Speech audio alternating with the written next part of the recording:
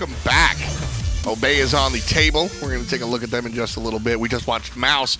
Right now, you're watching us. Tom and Melissa, we've got a fantastic 2 more sets for you today. Obey versus Rival, is the team that we're going to take a look at, are the teams that we're going to take a look at here, and this is a very tight matchup. Oh, man. Rival has already proven themselves against Energy in the best of 3 moments. And this is just, again, like you mentioned, one of those sets where you really just want to see who manages to come out on top, because these 2 teams are regarded as top 3 teams in Europe right now. I mean, Rival is the same roster from last year, and they're looking pretty good. Still a little bit rusty. I think Wlfy's in his head right now, but I think the biggest thing to take a look at in this game is going to be all about Obey. New support player iRaffer is on the squad. No more Millsy. Energy and Obey traded during the offseason. How do you think iRaffer is going to affect this squad? He's got a lot of personality, and for him to join a team like Obey, I think that it might just be a perfect fit. He's known a lot of those players for quite some time. Ataraxia and PrettyPriMe, probably 2 of the more notable players on this draft, or team, I should say, because of the fact that they've just been around the scene for so long. All of these guys have so much history, even Xaliea and CaptainTwig. CaptainTwig has been to virtually every single Smite LAN, if not, and he's been to every single Smite LAN, so fantastic stuff. And CaptainTwig always kind of playing setup man for this team, all eyes on the mid lane. PrettyPriMe has been one of the standout players going all the way back to the Titan, before Titan was Aquila and then Agilitas. Nate and PrettyPriMe have been together for so long. His partner in crime, Ataraxia, right here on the screen, just big stuff coming out from this guy. iRaffer's also the same guy that originally created Energy from the ground up back when they were still going through Panthera and Epsilon phases. And it's crazy to think that now he's finding himself on an already established team. But I do think that something awesome he's going to be bringing to the duo lane is that commanding presence. iRaffer tends to be a more open kind of person, and he looks for the aggressive plays. I think he's going to pair very well with Ataraxia. You know, it's interesting when you talk about the trade of the supports. I think it's much more complex than this, but I think we can boil it down to brains and brawn, right? Emilzy does a lot of the textbook homework and brings the numbers. iRaffer is more of a feel guy to me. He feels the game really well, and if you watch some of the successful stories of Energy, it's usually iRaffer front and center starting these fights that you look at, and as a caster you go, what is iRaffer doing? And then his team kills 4 people and gets a fire giant. So I expect a lot of the same here on Obey. It's all about leading the teams on, and that's what iRaffer probably does best. He's got some more of that troll persona, and it does work out very effectively in a lot of these SPL games. It's just as much a head game as it is a mechanical one. Well, going up against iRaffer and his squad is going to be Rival, the same team that we saw last year. Deathwalker, iceicebaby, Wlfy, Kalas, and of course Vote, previously known as Vote NBK. These guys in the purple jerseys have been really strong. Found themselves in finals of Worlds, coming up just short to the North American team E United. And again, we celebrate Mouse for their creativity. I think Rival was really one of the first teams that kind of stepped outside of the meta here and just said, you know, we do our own thing, and this is how we choose to play the game. When it comes to janky compositions, I would certainly have to agree that Rival was the pioneering team for that sort of playstyle. But I feel as if in Season 5, even though we've only seen 1 performance from them so far, they have reeled it in a little bit more. There seems to be a lot more fluidness to their drafts these days, and I really like that change. It's kind of a refreshing pace to see. Yeah, I think it works out well for the Team Rival guys. Again, my biggest concern here is Wlfy, the mid laner. There was a moment in Worlds where he was just off the mark when he was trying to confirm a fire giant. It didn't work out for him. And then we see his debut 2 days ago, and unfortunately kind of had the same issues. I'm really hoping that Wlfy can kind of shake it off and return to form, because this guy is a very good player on a very good team. Just having a speed bump right now. His Giannis gameplay, though, in that set against Energy looked phenomenal. And it's actually interesting that their first pick, and yet they're electing to ban it away. So it seems as though they don't want to have to worry about PrettyPriMe playing that Giannis either. Although, based off what we saw in the last set, it could just be Giannis jungle as a thing in EU. That's fair. That's fair. It's also interesting that you see the mid lane ban because playing against PrettyPriMe, you don't ban that guy out. He's going to play the drum. He's going to play anything you want. So, interesting choice there from Team Rival. But we do have our first selection. Daji will be the assassin of choice for Team Rival. iceicebaby has looked so damn good on this character since she came out before she was considered good. It's just the instant cancellation of the Palo ultimate for Daji that makes her feel really effective in those jungle fights, because having the ability to immediately cancel that, and more often than not, you're not only pulling the player's beat, sometimes you catch the player as well. It's a really effective team fighting ultimate to have on your side. Combining that alongside of way more burst potential as well with the Anhur and Camazotz, would not be surprised to see some more Camo Deathwalker. I love the noise Zotz makes when he's locked in, but I want to talk about our 2-second selections from these teams, Anhur and Ullr. If Ullr does find his way into the mid lane, as Sobek is selected as a second Guardian, likely to be the solo lane for Obey Alliance's Maniac. Anhur versus Ullr is such an interesting matchup. Both of these hunters want to fight, but Anhur seems to have the upper hand a lot of the times. Normally, I would be down to see an Ullr in the mid lane, because I do feel as though hunters at the moment probably prosper a little bit more in mid with all that safe farm. But combining Ullr alongside of a Sylvanus, that is a nasty lane composition to try and handle. The amount of pressure that you're able to obtain from Sylvanus alone, and then you toss in an Ullr into the mix, that's just going to make things really difficult for Team Rival and probably force their duo into having to play a lot more passive than what they originally would have wanted to. Anhur does well into the Ullr though, doesn't he? Anhur can do well. I think there's an important distinction to be made, because Anhur is always going to be one of those hunters where his 1v1 can be the best, but it all comes down to the person piloting him. And for Anhur, the main key notes to really look at for him is you want to drop that pillar, get your boosted physical power bonus damage, and then also looking for that impel to connect. Stuns are important, but sometimes you can also just throw out the Desert Fury. If you are able to connect with at least 5 of those spears, you're normally getting the damage that you want to try and find the solo kill. Second round of bans finished and done with. Obey Alliance focusing on the support characters. They say no to Fafnir and Athena. And then Team Rival with their eye on PrettyPriMe ban out the Nuwa, a powerful pick as of late, and Discordia. But like I said, he'll just play the drum. We watched the replays. They were all a bunch of Raijins. So we see Obey pick Raijin for their mid lane. Ra, likely to be the mid laner here. We were just talking a whole lot about some Ra jungle. I don't know. We've seen a lot of interesting things so far from EU, but Ra more likely going to be headed towards that mid lane role. Cerberus able to round off the draft, can expect that to be going straight for Callus. Yeah, I think this is a pretty cut and dry draft coming out from Team Rival. Anhur and Cerberus over there in the duo lane, Zotz in the solo, Daji in the jungle, and Ra over there in the mid lane. And for Obey Alliance, we're going to see Arachne. I love this choice. Arachne has been an exciting god as of late. It won in North America previously, and CaptainTwig was one of the players that brought Arachne out in competitive once upon a time. He's going to be playing it again here.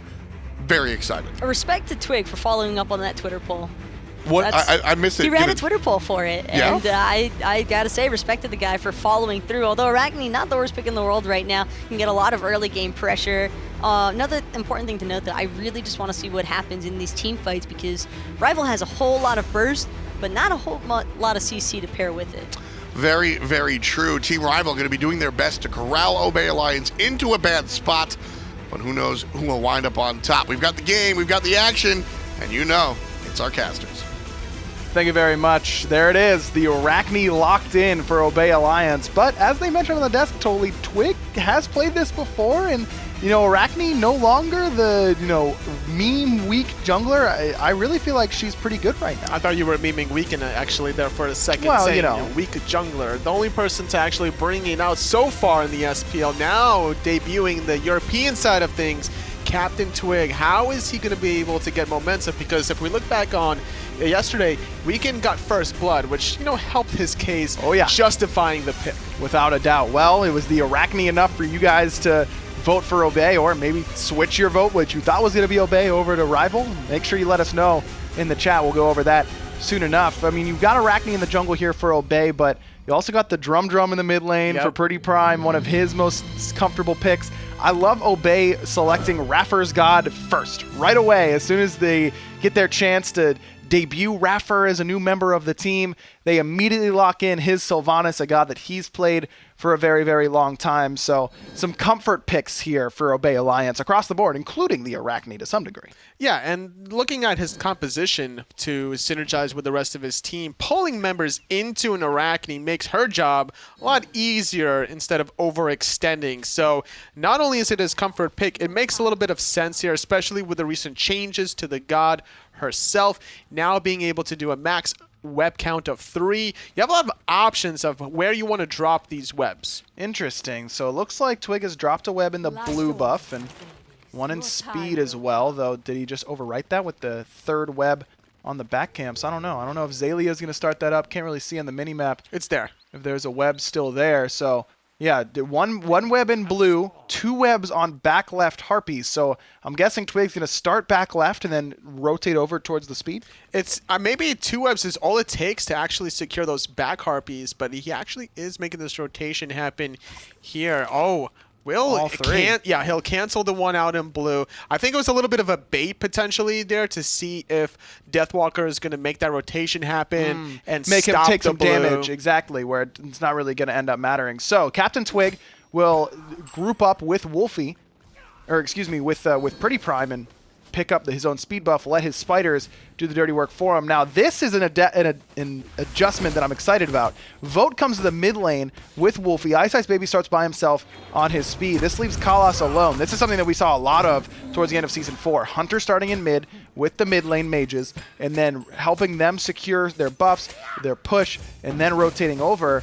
It looks like Vote gonna go towards the enemy purple after stealing the red. It looks like Wlfy ends up a net negative on experience here in comparison to PrettyPriMe, but both Vote and Ataraxia are sitting at level 2. It also does hurt Kalas a little bit. So a bit of a lead for PrettyPriMe and for the duo lane, and at least over top of where the Kalas is, still sitting at level 1. Net worth, though, for CaptainTwig because he soloed those back left Harpies with those 3 webs. Wlfy tried to do what he can to stop that. I'm not really actually sure if he stole that with a basic attack, but either way, the duo lane, iRaffer and Ataraxia are being more of an aggressive side, I would say, hugging the tower line a little bit, not allowing Vote and Kalas much breathing room, simply to deny them a little bit of gold under the tower. Now, you're still going to receive about 20 to 25% gold refund once the tower gets the last hit, but that's still going to add up if you deny all 6 of those minions. Perfect timing from CaptainTwig. He'll snag away these back XP camps as soon as they spawn, but iceicebaby looking to do the same on the other side, though. Needs to be careful. Risky. Twig sitting at level 3 and is going to collapse right on top of that dodgy. iceicebaby does have Blink, so he's able to just weasel out a danger, potentially. Prime and Twig will be able to split those XP. It would have been a better call to do that play if Deathwalker was able to clear the wave and then rotate from the solo lane. But instead, he's actually not able to out-clear Xaliea there, leaving a lot of these archers left alive in the solo lane. And as a result, though, it's Xaliea overextending a little bit, maybe allowing iceicebaby some poke damage.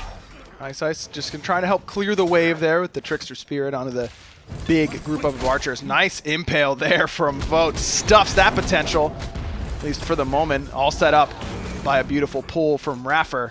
Did you ever think Ataraxia and iRaffer would be a duo lane we'd see in SPL? Never in a million years. I know, isn't it Their weird? personalities just don't seem to mesh. But honestly, I would say that Ataraxia has definitely evolved over the years. You know, not so much nice guy Nate anymore. He will look for those boxing capabilities. And now being paired with iRaffer, it's a good suit, I feel. Well, even with the new duo lane for Obey, chat still believes in Team Rival. A little over 50% voting for Rival to win this game, so we'll have to wait and see. I'm excited about this new duo lane, though. Definitely a new mentality for Ataraxia. I know we joke about it a lot on Twitter and that kind of stuff, but certainly has changed his kind of public persona a little bit, which is, I think, exciting. I mean, a new year, so much changing in the league. Big roster change. Oh, that may as well damage. do it. Big damage onto Raffer. Vote They're thinking gonna about go. jumping in, and he's going to go for it. Vote looking for it. There's the sprint popped, already upgraded, so he's got that Fatalis effect. Kalas can't quite finish it off, and Ataraxia there to body block as well means that that is a safe and sound Sylvanus. Just too much archer damage to absorb for Vote. I believe he was the one that had the initial aggro of the minion wave. Definitely not worth sticking around there for the long haul. And his build is actually very aggressive, going for that tier 1 mace. An additional 15 physical power, but costing a lot of gold there. You don't really have much left over in the tank after your blessing. No, not a lot of potions that you can buy. In fact, Vote already out of potions as Deathwalker uses his ultimate to help him clear the wave.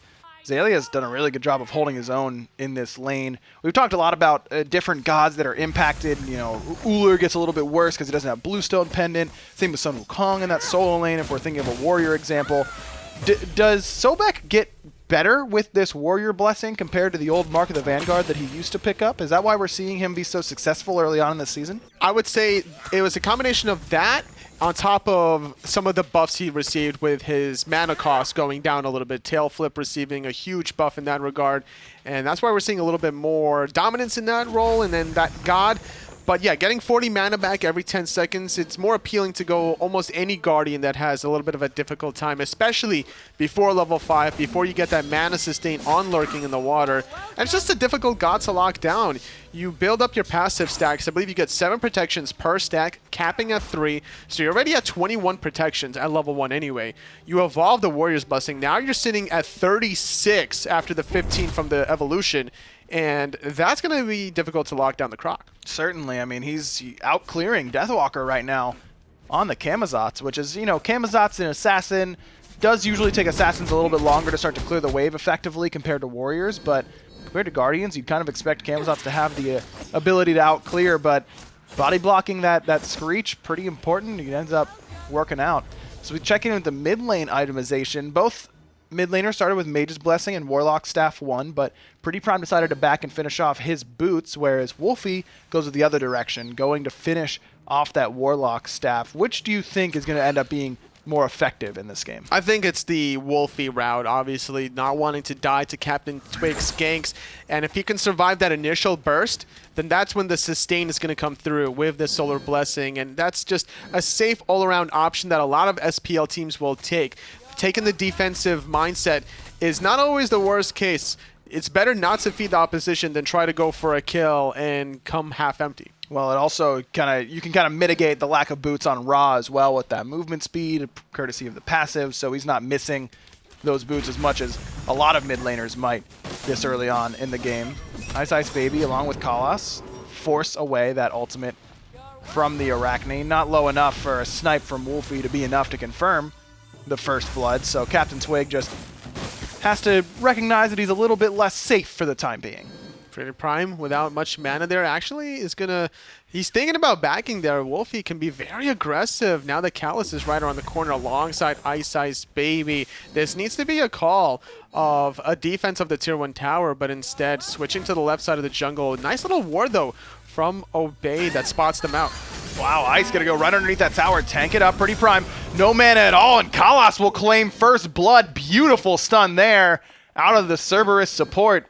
That is a long, long CC. Ends up being over 2 seconds at max rank. Wlfy's snipe was gonna hit for the record. Oh yeah, absolutely. That paralyzing spit being set up by Callus, maxing out that ability. A lot of people don't feel confident about maxing out that ability, and as a result will go for the Ghastly Breath, the second ability instead, because easier to confirm. And not only that, you're reducing the magical protections, which sets up your other magical damage sources, so Wlfy can follow that up with another slow, his Blinding Light, and then, you know, hit him with the Celestial Beam after the fact. But very confident, very highly skilled mechanical player.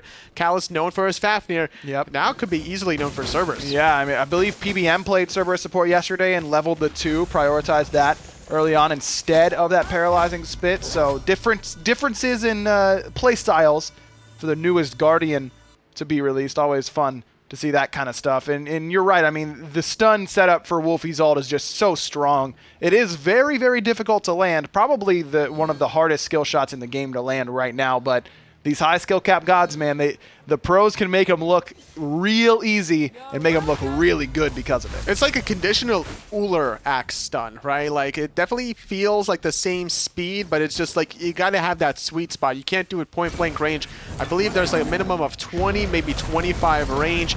Nice use of that CC immunity, but reading him like a book, iRaffer waiting it out. Now Cerberus here as well. Kalas here to support. Good play there from Vote overall. As the drums are sounded in the jungle, Wlfy gets caught out by the bug, but iceicebaby gonna bring down Prime before so Wlfy fast. gets caught. Iceice up into the powwow, looking to pull back CaptainTwig in the event that he jumps on top of Wlfy, but Twig will eventually find it, waiting until his one was up to make sure that he had the burst damage to confirm.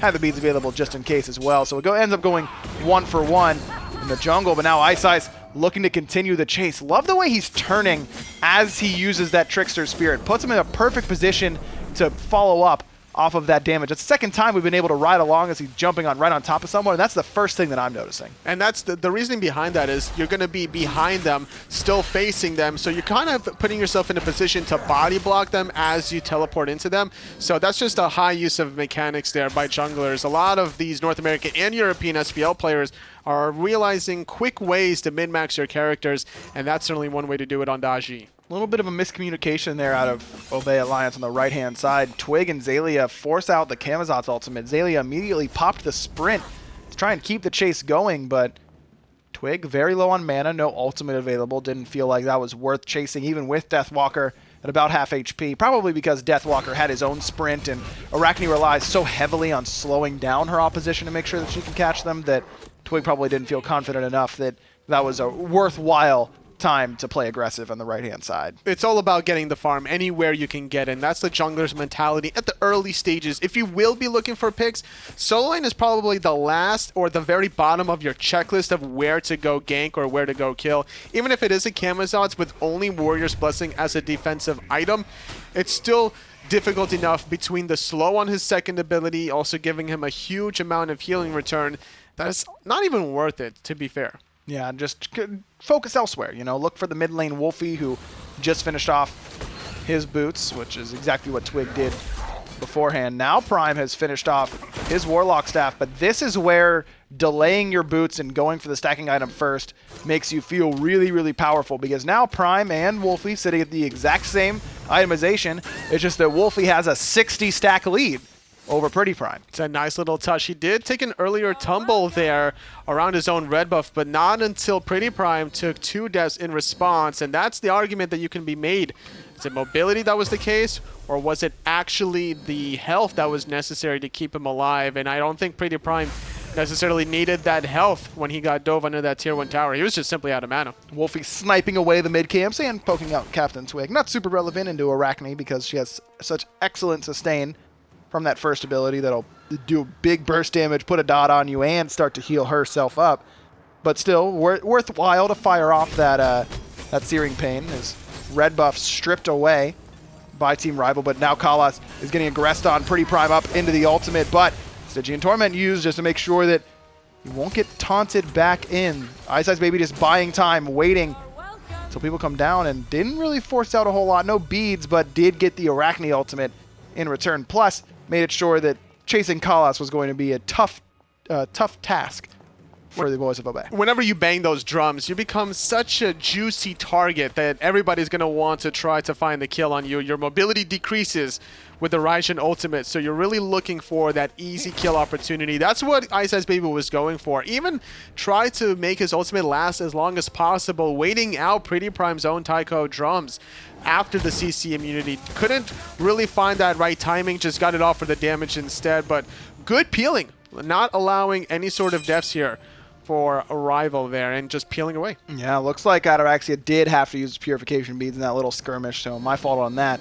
Will be pretty vulnerable for the next 100 seconds or so. Not even asking iceicebaby to come over, but Kalas as well. No blink for the Cerberus, but if you come right behind the Ullr, it takes a little bit to switch into that stance, the axe stance, to have the jump available. So even anyone getting the slightest jump on Ataraxia before he can switch stances could spell an early death.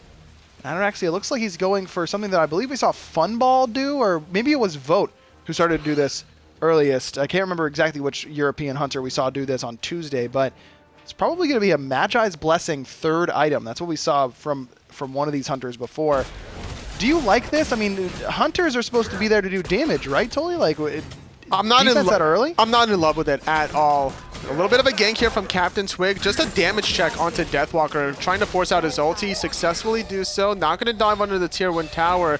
And they could easily go for round 2 within the next 90 seconds or so. But going back into the conversation of the hunters, Ataraxia having to go Magi's Blessing is because he doesn't have a CC immune ultimate like Vote does.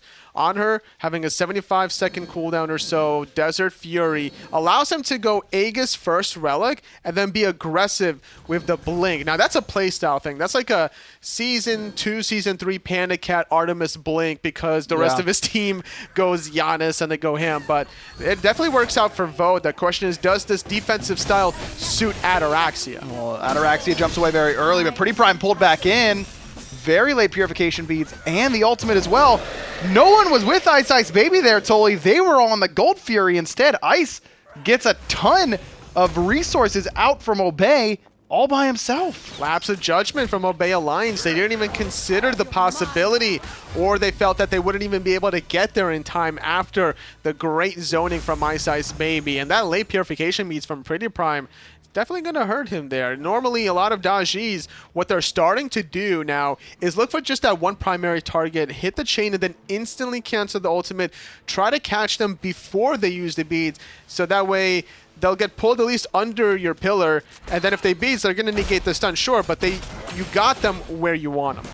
You want to know who the first person to show me the power of that play was? That was the big play Manta Ray himself. Really?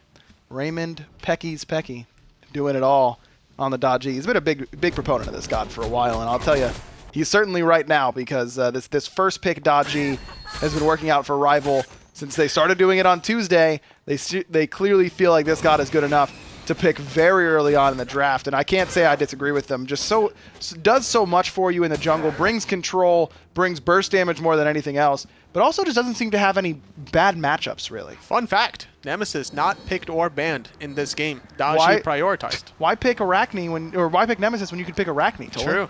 You know, why pick anything but Nemesis 9th pick for Team Dignitas and then just dive Germain every single cooldown? Because you could do that with Arachne and then have everyone on Reddit say you're cool because of it. That's true. Imagine being the #1 Arachne player in the world. The Arachne queen, if you will. Isn't there that one guy on Reddit thread that makes those posts? It's like, calls SPL players out for playing Arachne wrong. We'll see what his letter grade is for CaptainTwig after this match. Regardless of the outcome, I'm very curious to see what he thinks. iceicebaby gonna put some decent poke damage on a CaptainTwig, but now that's some serious damage on a CaptainTwig, forces him up into the ultimate. Two assassins that like to augment their auto attacks. Dodgy ends up a little bit on top there.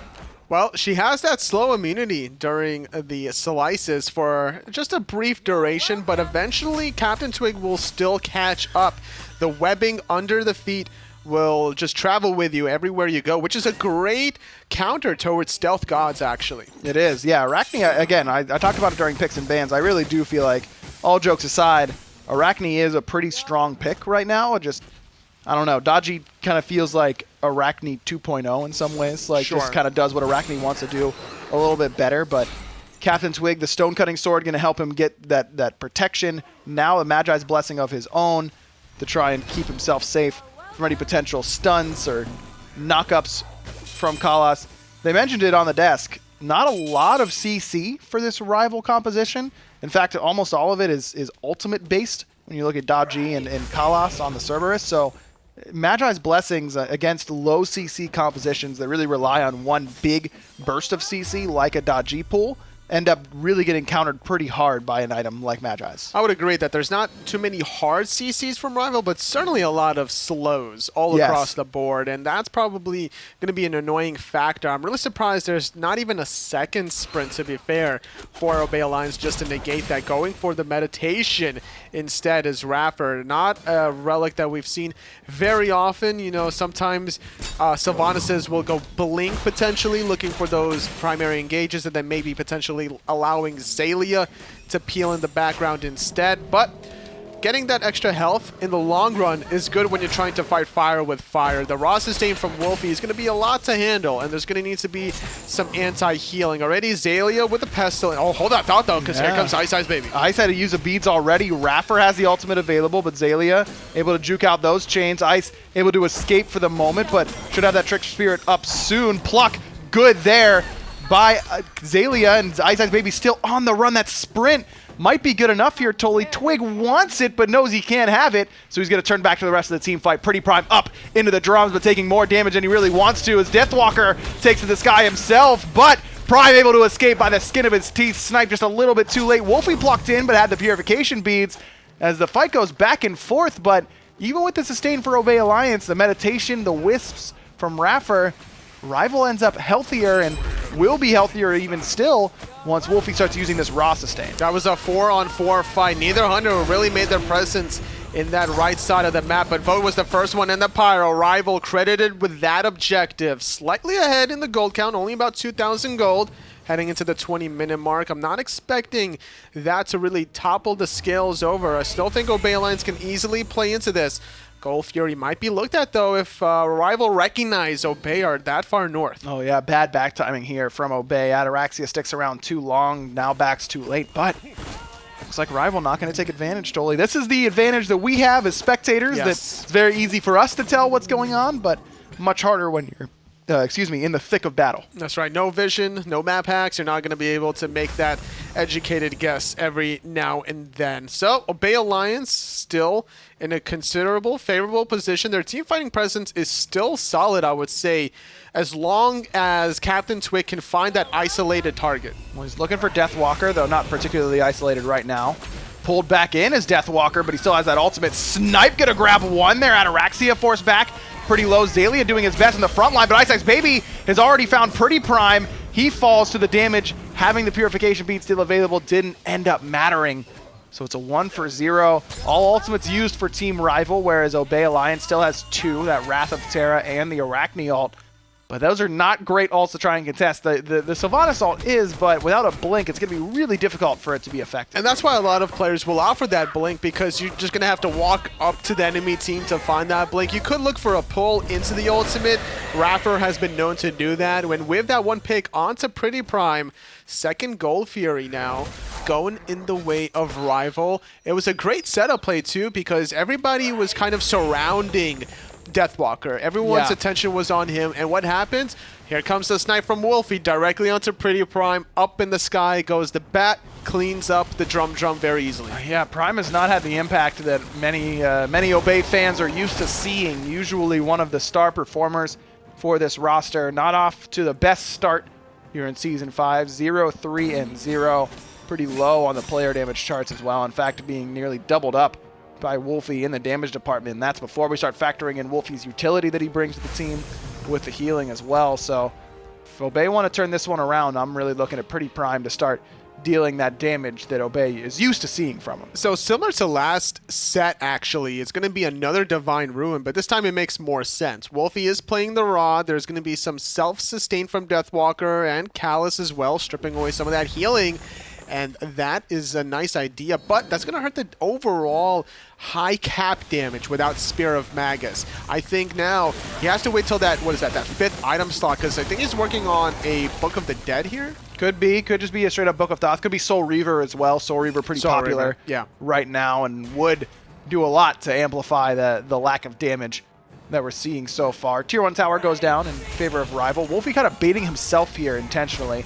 Skala's going to go forward, find the snipe. Look at that damage on the iRaffer, Deathwalker, and the rest of Rival combined to pop the tree. Twig goes up into the web, but he's going to get chased down here, totally. I can't imagine that Arachne's going to be able to get away that easily. Deathwalker will go forward and find the kill with the Screech, but it all starts with the blink initiation from Kalas. iRaffer couldn't get his own ultimate off in time to give himself CC immunity, and it was a quick 100-0 from Rival. Not only did he not get off his ultimate, but didn't even pop either of his relics before falling there.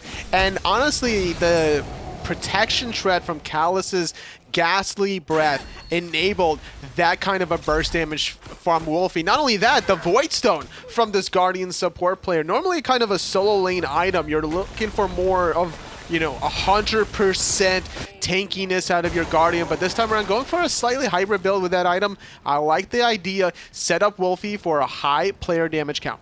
Kalas gonna tank up this tower. I completely agree with you. Cerberus always felt pretty good, but it just felt like he was lacking something. Now the ability to use your abilities while you've got someone hovering in the Stygian Torment makes all the difference in the world. It sets you up to stun, it sets you up to prot shred, means that Wlfy's ult is going to do big damage there, and a PrettyPriMe brings him down to half HP. Ice Baby plucked out, but Deathwalker plucked in. Wow. To that Phoenix, and still no damage, basically, from Obey Alliance. Obey Alliance are just kind of walking into these Celestial Beams. Sure, Xaliea gets hit there, but behind them, PrettyPriMe got also sniped by that Searing Pain. They need to be more mindful about these Celestial Beams that are just kind of trickling down those lanes. Man, Wlfy having a great game so far on this Raw. No kills to show for it, but has been a part of all 5 kills for Rival. And not something that always happens in the mid lane, so you can tell that Rival's really fighting around their mid laner. One of Rival's strengths, to be sure, is that there isn't one strategy that seems to be really consistent for them, that they do it every single game. It really feels like anyone on this team can have an MVP type performance at any given time. In this one, I mean, iceicebaby's looked phenomenal. Kalas has looked really, really strong. Deathwalker, as always, 2-0-1. He's full build already. Impressive stuff out of all of Rival. And you'll have your voice heard at the end of the game. You'll be able to vote for who you think is the MVP.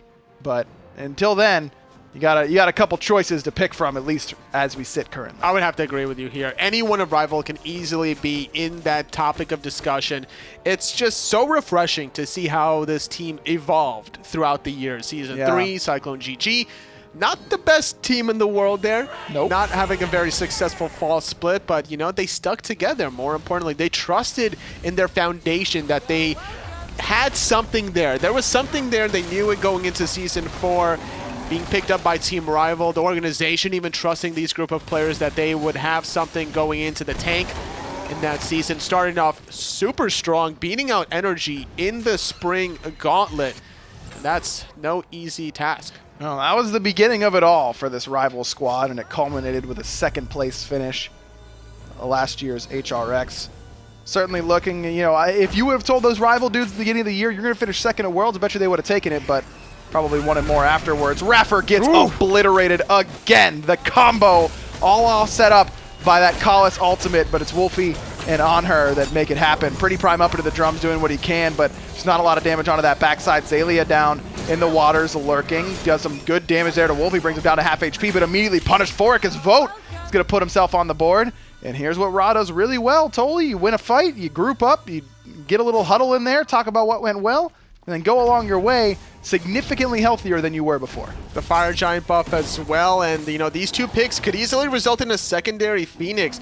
And just talking about Raffer's build specifically, there's not that much magical protection in this build whatsoever, and that's a reason why Wlfy's also dealing so much damage. It's basically true damage at this point between the Void Stone and just the protection shred from Kalas. Very good point, not a lot, and it looks like he's just going for more health here anyways, so doesn't look like he's going to grab it up. Arachne has a lot of strengths, but not defense is not really one of them. Kind of like a lot of Assassins, where it's difficult to get into the enemy backline with Arachne unless you can come from a different angle when you're stuck underneath your Phoenix hoping that the enemy team doesn't end the game.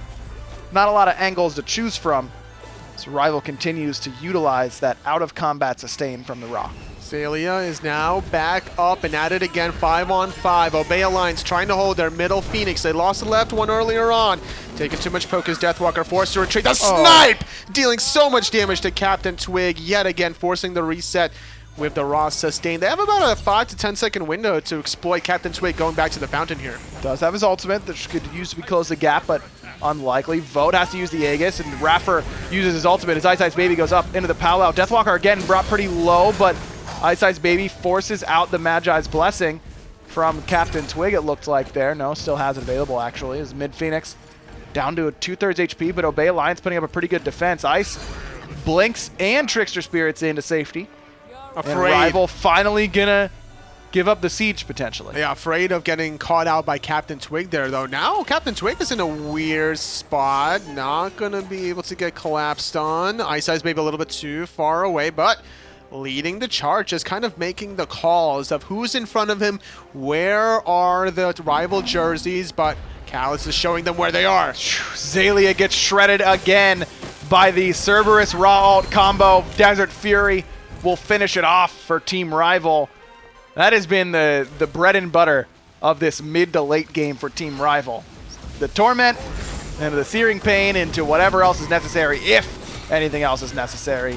What can you do as a frontliner to stop that from happening? You just don't fight that because iRaffer wasn't even there. He was split pushing the left side, trying to deal with some of these fire minions and trying to get some solo farm for himself. Lowest level in the game right now, needs to finish some of these items here to be more impactful. Well, it's still waiting on what his 5th item is going to be. Still waiting on a lot of 5th items, basically, here for the majority of Obey Alliance. CaptainTwig finishes off a Midgardian Mail to try and give himself some survivability against this iceicebaby Deathwalker backline dive strategy that Rival has really gone for. It's really just been Deathwalker and iceicebaby going way in the back, forcing all the backliners from Obey to turn and run. And then as soon as that happens, Kalas comes in, picks up a single frontliner, delivers them on a platter to Wlfy and/or Vote. And then after that, it's just a 5-on-4.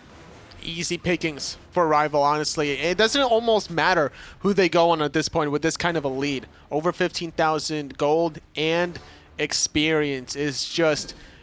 How do you even defend if you're Obey Alliance? Because iRaffer just doesn't have it in him right now to survive at all.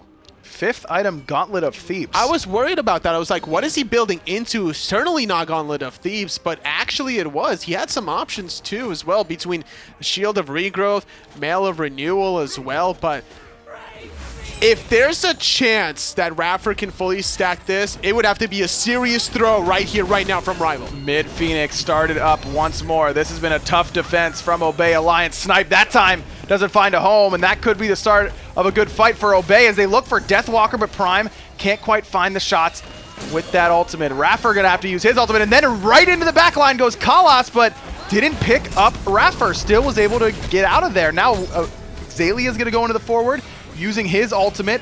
All of Obey Alliance backing up for the moment until Xaliea finally gets cut down. The sprint lets Vote tear up the Croc, and Rival heads towards the right-hand side. Deathwalker fully healed up now off of his abilities. The Raw, the Fire Giant, all the heals in the world.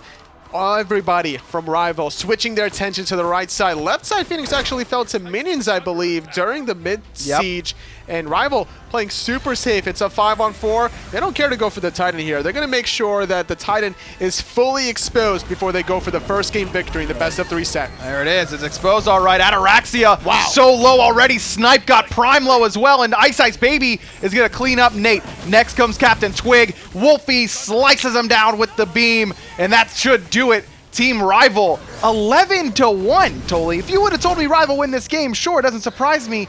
But 11-1? It is actually shocking that the only death was Wlfy, and that was probably around the 8 to 10 minute mark. Early game. They could not find a single kill after the fact, and Rival just walk away cleanly there. All objectives, all the towers, all the Phoenixes. It was just playing like against a child almost. Impressive stuff out of Team Rival. They looked great on Tuesday in their debut. They brought down Energy 2-1, and they keep the ball rolling here up against Obey Alliance. There you go. That's it for game number 1. Make sure you vote for your MVP. We talked about it during the game. Good luck deciding on who you want to go for. Supports have not gotten enough love during these MVP polls. I want to see Kalas get an MVP. He was great on the Cerberus, but anyone's a good choice here for Team Rival. We'll throw it to the desk so they can break down what you just saw. Biggest surprise for me, maybe not a surprise. I want to say the biggest gift for me personally is the fact that Rival shook it off. Rival looking like a return to form. Very, very strong stuff. They knew exactly what they had to do, and that was just find the picks necessary before the team fights really started to break out. And because of that, they never really felt the repercussions of not having too much crowd control in their actual draft. Outside the Cerberus ultimates and the stun, it is pretty hard to sometimes lock down and provide the necessary setup for these raw ultimates. But love what Wlfy did with this Raw the entire time, just using it as that pure utility mage, it felt. Yeah, I mean, Wlfy was used to come out with the Raw pretty often, so certainly one of his stronger selections here for Team Rival. But Wlfy shakes off the jitters that he had earlier on in the season, and actually going to be your MVP of the game as well. Despite being the only player on his team that actually dies, he winds up with the prize. 2-1-8, 29,671 damage done by the Egyptian mid lane god. This is a classic case of tactical feeding. He knew what he was doing the whole time. Maybe so, maybe so. Like I said, it all came up good in the end. Wlfy and the team just drilled Obey Alliance and just no chance to come back really whatsoever here. I'm expecting a very different outcome in game number 2. Expecting a very aggressive Obey maybe in the secondary, but I also really like Deathwalker's control of the solo lane. It never really felt like he was stuttering, and on Camazotz, he did a pretty solid job, had a couple of successful invades, never really set much further than the 50% mark, but still think that Rival made sure to control as much of the map as possible, and they never let go of that lead. It's always important to maintain that same sort of map control pressure whenever you're running such a high-risk composition. Yeah,